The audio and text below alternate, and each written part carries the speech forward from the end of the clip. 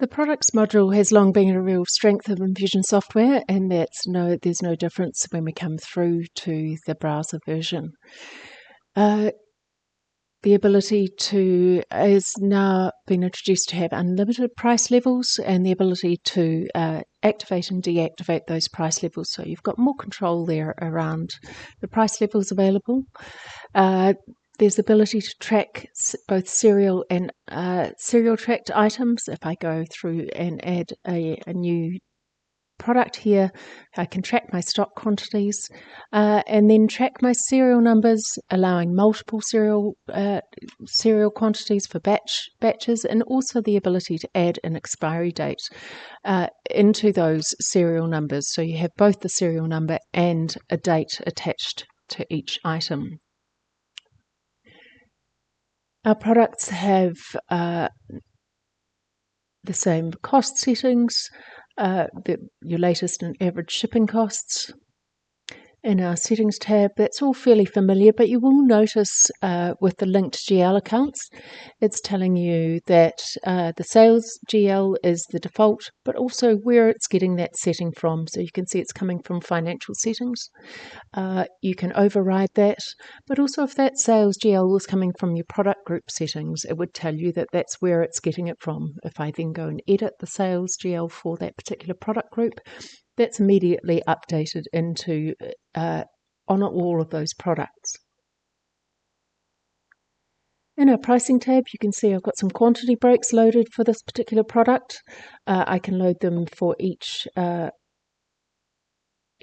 price level, and I can also load a promotional price and quantity breaks. It's not an either or option anymore. I've got an indication here that I've got some promotions set against these particular price levels. And if I come into the promotions tab, you can see I've got a couple of active promotional prices, but also a pending one. So as you go and add new promotional prices, you can add them for the future and actually track those through. So I can add a promotional price that won't cross over with the current one I've got loaded, but I can set that up to go from November, and that's recorded for all time. So there's no need to overwrite those. You'll be able to track those and have those available at all times. And you can see I've got a pending promotional price there. Our suppliers tab works much the same way as you'll be used to. As you receive goods from a supplier, they're loaded in here. We've got the ability to load an economic order quantity per supplier. So if you have different suppliers supplying different purchasing units, you can add those in there and use those in the auto ordering. Our documents and images tab, again, both of those combined. There is the ability to include or exclude items from the website. Again, our custom fields, that same user interface as we looked at in customers, has been introduced. Unlimited custom fields of many types, and that ability to load in custom field lists. So as I go and add a new field, you can see all the options I've got there to be able to load in field types. I can add multiple lines of text and add that in, and I can load those as notes against the customers, against the products. Once again, there's unlimited locations, so you can continue adding past the 96 that are currently available in the desktop. There are predefined bin locations, so those are now based on a list rather than free text. So that just allows you to control those bin locations via the location itself. The website tab has had some changes. There are now unlimited tags that you can add, and again, the user interface is the same as our custom fields. I can create custom web tag lists in here. You see I've got one here for size. I've got 2 sizes loaded. Once I've created that list, I can create my custom web tag to use that list. When I come in to edit the website tab, you can see I've got two options here. So it really gives you control over making sure that when your users, that when you're setting up your products, that all of those tags match each other, and you're not having typos or anything like that going through to your website.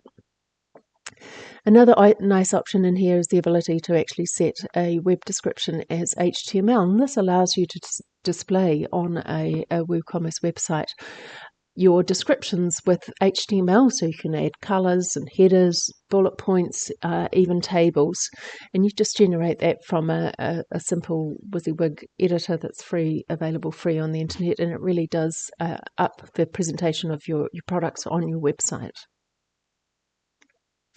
All of the same pricing structures have been introduced as we're available currently, and these all do migrate. The discount matrices, your product group markups, and of course all the contract rates are all available. To support users who have multiple locations and processing transfers between those locations, the stock in transit is available. It's an option, and this is just to recognise that as you've sent something from Auckland, it's no longer available in your Auckland stock levels, nor is it available in Christchurch until it is received there.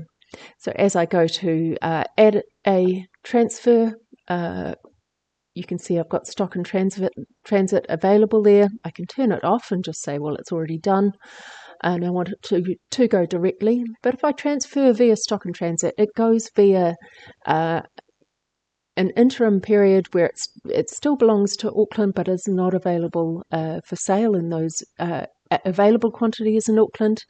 Once it arrives in Christchurch, I can come through and receipt those goods.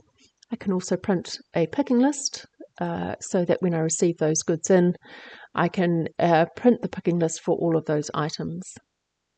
Once I've received the goods, those goods are now available in Christchurch, and again that is available to be turned off or turned on. And when I come into my product summary, you can see here I've got an in-transit column just telling me exactly what is on its way.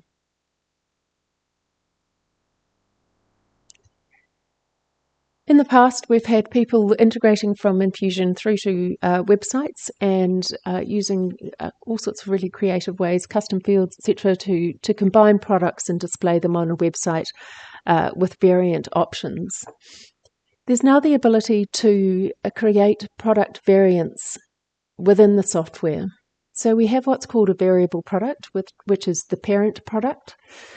The parent product holds no stock. It is unable to be transacted. It is merely the umbrella that holds on to all of those variants. So as I look at this variant, you can see here I've got added a variant attributes. This is all customizable.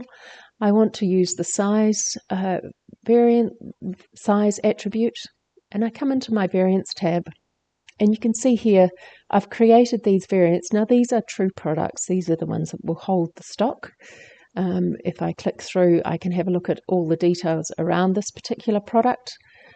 But if I then wanted to disconnect from this particular product, this variant, I can disconnect that. But also if you've got existing products and you've migrated from the desktop, we're able to set up these variable products and attach them via those variants so that you can actually display those and control those on your website. It's very quick to set up. If I want to go and create my products, I can add that variable product. Once I've added that in, and added all the details, I can add in my variant options, add those in, and it's going to give me a list here of some really consistent product codes, product descriptions using the details that I've added. And the more detail I added to this variable product before I create these products, the more will copy through to the products. So I can go as far as adding in the website details, images, those will all copy through. As I add these selected items, I can edit that product code if I want to. And as I go and save, it's that quick to just create that list of products.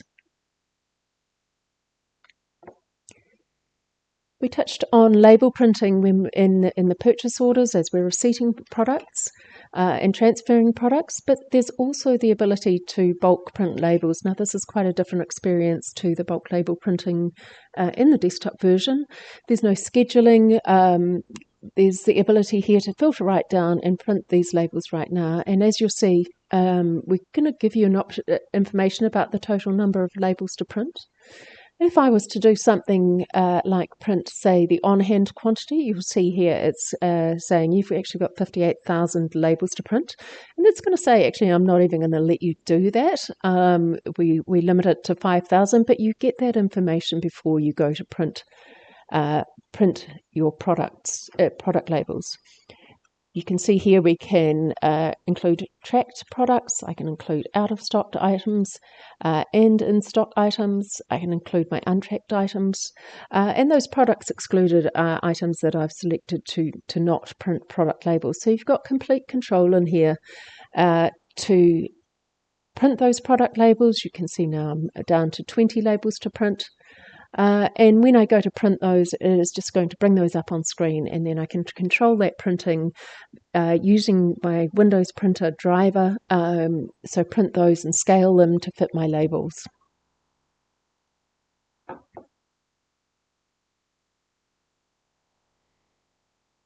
The bulk price updates has also had a couple of changes which are really beneficial. You'll have the ability to actually load a price change and then post that price change later. So we recognise that often when you're updating pricing, it may be for a date in the future. So you're able to set those up, get all the prices right, even export those and send out those new prices out to your customers. And then on the day that you're ready to actually post that price update, you're able to come in and actually post that price update. Now, there's quite a lot of information recorded in here. Again, we can edit and exclude certain prices. I can see my inclusive and exclusive prices. And then on the day that you actually do want to update it, it's just a matter of coming in and posting those. So we do leave that control with you to actually post that price update, but the ability to save it and review it prior to actually posting is a really nice option. You're also able to load a number of price updates as long as the same product and the same price level aren't in the same one. So if I was to update my commercial price for my building products, I can come and select my building products. Say I want to update my commercial pricing, and again it's telling me how many products are going to be included. I can add two operations in here. So if I wanted to simply add, say, a surcharge because freight has gone up so much to every single product, and then add, let's say, 5%.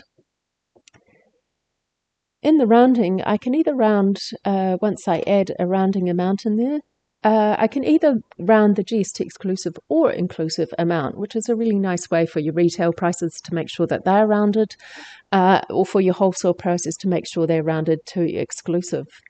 So there's a number of options there. I can round to 50 cents. And once I've saved that, it creates a snapshot of those products, and you can see my new prices, my new commercial prices are loaded in down there. Those price updates are recorded, so you can see we've cancelled a couple here. And once those are done, you'll still be able to review back and have a look at those price updates that you've done in the past. Our product stock takes, again, have had quite a few updates. The biggest one is that you can now run multiple stock takes at the same time. So the system will tell you if you're trying to load a stock take for the same product in the same location, and it will disallow you from starting that. But as far as running a full stock take for your Tauranga location, your Christchurch and Auckland locations all at the same time, there's no problem in starting all of those different stock takes and running them concurrently. Equally, if you wanted to run an Auckland stock take for your bin locations A to C and start another stock take for your bin locations D to E, you're able to do that as long as that same product isn't included in the same stock take at the same time. Once again, we're giving you a summary down here to tell you exactly what you're about to do. When it comes to products, we can add in those batch counts. We can load that they're counted by a staff member. Got a quick entry option here where you can scan a barcode in and it will just count in those numbers. So that's adding it directly in and just adding a count. That will add them into your counts here. And also the batches are controlled and you'll be able to see the list of batches as people add those in.